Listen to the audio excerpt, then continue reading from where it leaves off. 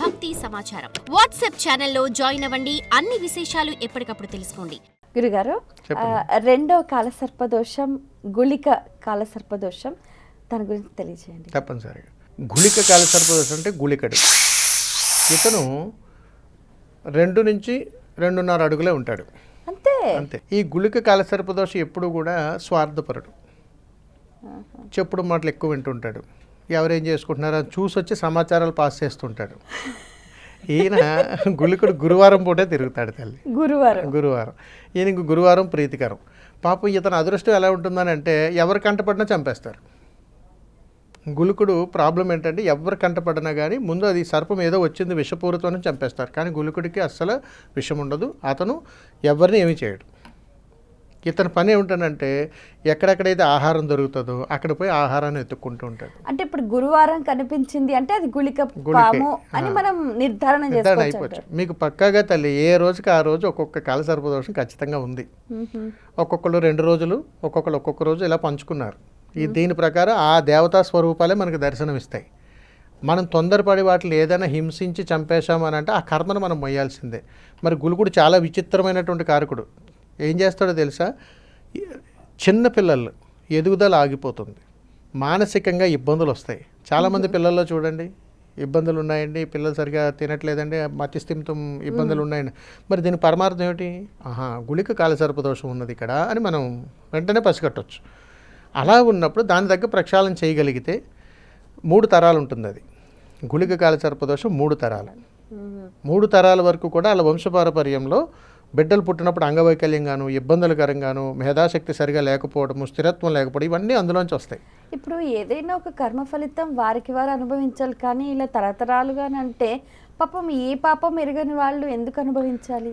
అంటే ఇక్కడ మనకి ముందుగానే అన్నీ కూడా సృష్టించబడతాయి తల్లి. ఇవన్నీ మనం అనుభవించి వెళ్ళటాన్ని కర్మఫలం అని అంటారు. అప్పుడు ఉదాహరణకు మీరు అడిగారు కాబట్టి చెబుతున్నాను. మీరు ఎన్ని సంవత్సరాలు బ్రతుకుతారు?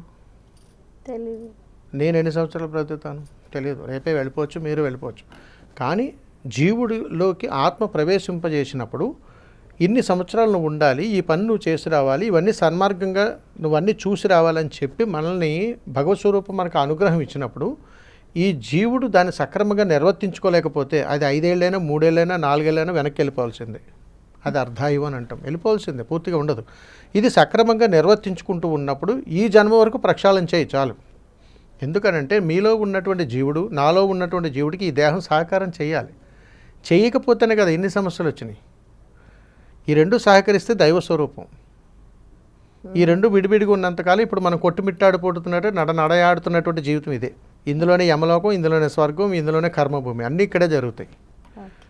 కాబట్టి ఈ 2 సమానంగా ప్రయాణం చేసినటువంటి వాళ్ళకి 2 చేతులు ఎత్తి మొక్కుతాం. కాబట్టి నాటి ఆది పురుషులందరూ వాళ్ళే. మనం అలా బ్రతకాలని ఆదర్శంగా తీసుకున్నప్పుడు లోపల ఉన్న జీవుడికి ఈ దేహం సహకారం చేయాలి. చేయకపోతే ఇవన్నీ మోసుకోవాల్సిందే. అంతే కదా తల్లి. ఈ గుళిక కాలసర్ప దోషానికి పరిహారం తప్పనిసరిగా తల్లి.